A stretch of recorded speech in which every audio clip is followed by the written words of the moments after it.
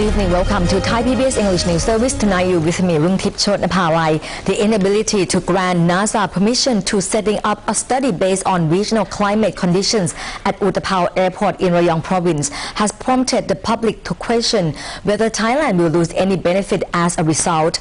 The press and politicians talking obsessively about the alleged hidden political benefits of this project means that the project is being judged by individuals' political viewpoints instead of by the academic knowledge to be gained or the detail of NASA study base. The reasons for the study base have yet to be made clear to the public. Here's more from Kun Kankorn Raktham. The smoke from seasonal farm and forest fires and the megacities in the region produce pollution which is moved around this region by the weather system. These contaminants have a huge effect not only on the population here, but the world as a whole, as NASA studies of the atmosphere have shown. NASA predicted that these pollutants may also influence how the seasonal monsoon system behaves, as demonstrated by a series of natural disasters and the noticeable climate change in the area. The NASA project called the Southeast Asia Composition Cloud Climate Coupling Regional Study is a scientific observation project focusing specifically on the role of the Asian monsoon, circulation, and convective redistribution in governing upper atmospheric composition and chemistry. Its satellite imagery also suggests a direct connection to surface sources of pollution, including biogenic emissions and biomass burning. This project is also an opportunity to examine the impact of polluting aerosols on cloud properties. To accomplish the mission, 4 types of aircraft are used. First is the NASA DC-8, which provides observation from near the surface to an altitude of 12 kilometers. The NASA ER-2 provides high-altitude observation reaching into the lower stratosphere, and its remote sensing connects with the observation from lower flying aircraft and surface size. The third type of aircraft is the NSF-NCAR TV or Hyper. This will sample convective outflow and slow ascent of air above the main convective outflow level at approximately 12 kilometers. The fourth aircraft is a Braking Air 350. This plane will observe the climate from the surface to upper troposphere, providing the opportunity of obtaining physical measurements of the aerosol characteristic of the environment in which the warm clouds form. NASA believes that Thailand is the best geographical location for this research, as it is located between Malaysia and Indonesia, where the emissions from large fires are clearly observed. This study is one of NASA's most complex research projects on climate change conditions, intended to help prepare for a wide range of disasters. This project has been planned and developed by NASA and ASEAN experts since 2005. Kankorn Raktham, Thai PBS. After the recent horrific knife attacks on tourists visiting Thailand, one could be forgiven for thinking that tourists are unimportant to the country.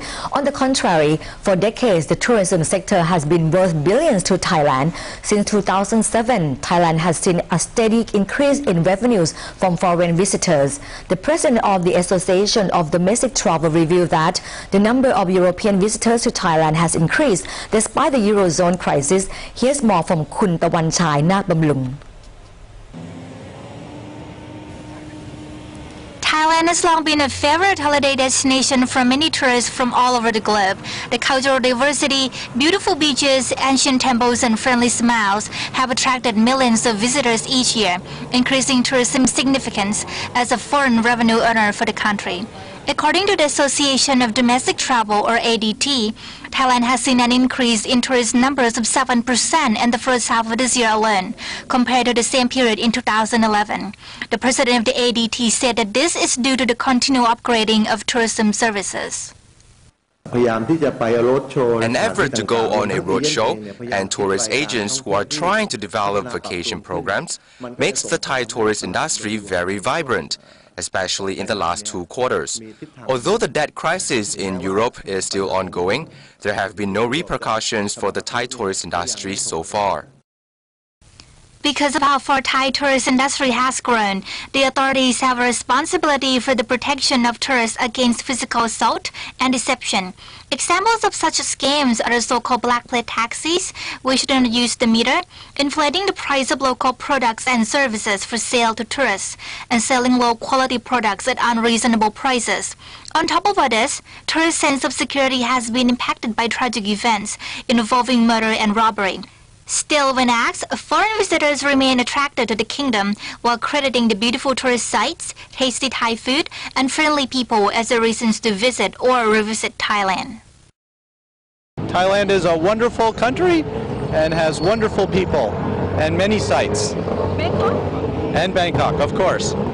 Many sites, the Grand Palace and Wat Po. I think the temples here are very beautiful, and also the foods here are tasteful, and the people here are very friendly. Temples here are very beautiful, and the food are very delicious, and also people here are friendly, so it's not difficult to travel here by ourselves, and it's much interest to travel by itself, not in the group. So I think Thailand is a good place. According to the MasterCard Global Destination Cities Index of 2012, Bangkok ranks third in the global top 20 destination cities by both the number of international visitors and their expenditure. This year, Bangkok is led by London and Paris in the first and second place respectively, followed by Singapore and Istanbul in terms of the number of international visitors.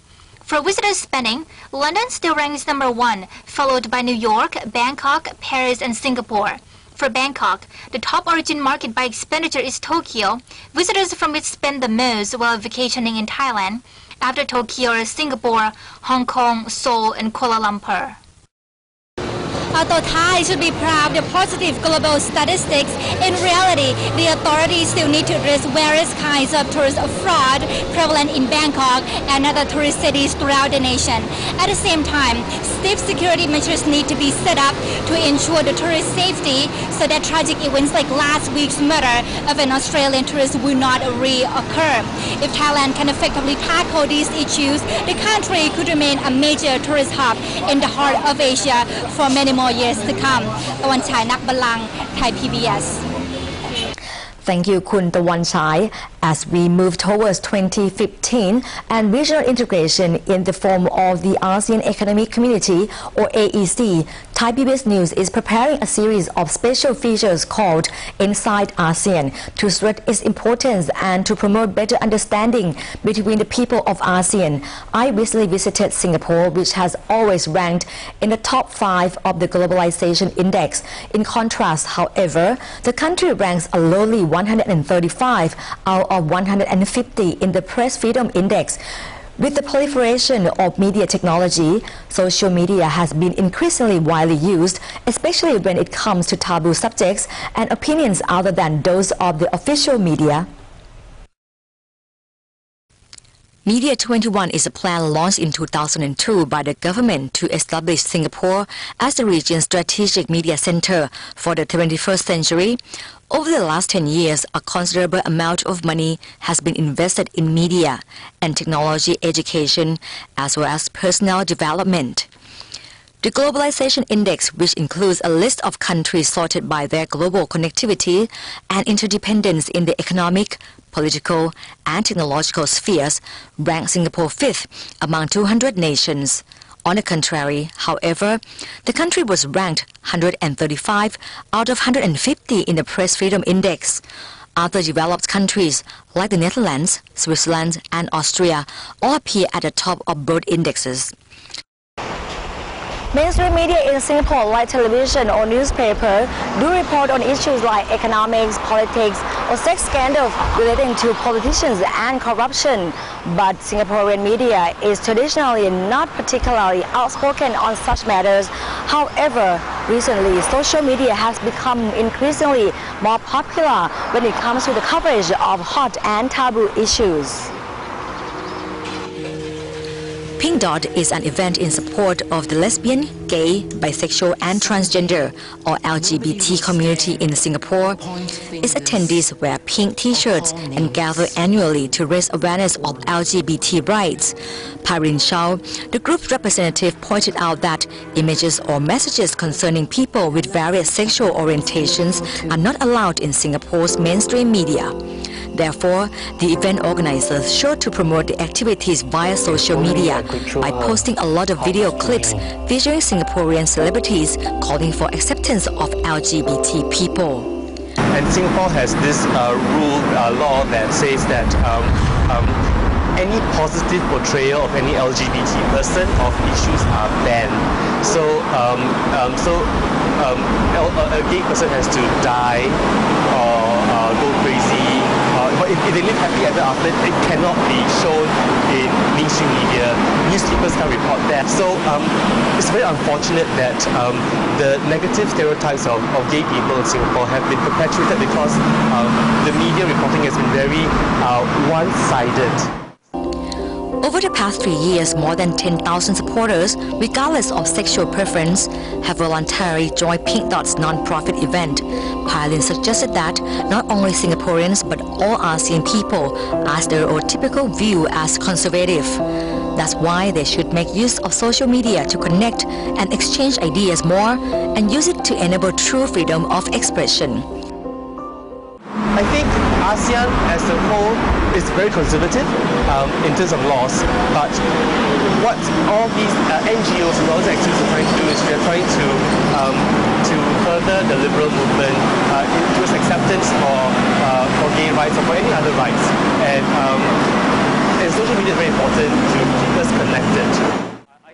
Another factor which makes social media popular in Singapore is that it serves as an alternative source of news and information. Kumalan Pillai, chief editor of the Online Citizen, said that different opinions on politics have become more apparent of late, as evidenced by the general election last year, when the government party won, but with many fewer votes. Yes, the kind of news that we have been carrying prior to the general election last year was mainly focused on those in Parliament. Now we are certainly seeing a bit more coverage towards alternative voices in Singapore. But I think that primarily happened because the social media has been keeping them in check, and we've been getting a lot of readership away from the mainstream media. Social media helps to spread news as well as providing people space to express their opinions. Events promoted through these online communities manage to attract a lot of participants. Singapore is now facing a transitional period in which people now dare to speak out despite their perspectives different from those of the government. So you consider this as the transitional period for the political change in Singapore? It is a transitioning phase, so whether we're going to see significant impact in terms of electoral results in 2016 is something which is a matter of conjecture, so we are just guessing at this stage. But we hope to see more people come forward, more people speak about the problems that they have, and as a result, we can see some change. The mainstream media in Singapore are tightly regulated by the government, including 7 free-to-air terrestrial local television channels, 14 radio channels operated by the Media Corp, a group of commercial media companies wholly owned by Temasek Holdings, a government-owned investment arm. More than 20 widely read newspapers and magazines are published by Singapore Press Holdings, a company closely related to the government. However, Singaporeans spend more time online than those in any other country in Southeast Asia. About 80% of Singaporeans own personal computers and have broadband access to the internet in their homes. It is estimated that there are about 3.6 million internet users in Singapore. That's 75% of the total population. Therefore, social media is used not only by the new generation but people of all ages. And that wraps up tonight's edition of Thai PBS English News Service. Thank you for watching. I'm Rung Tip Chonapalai. Have a good weekend. สวัสดีค่ะ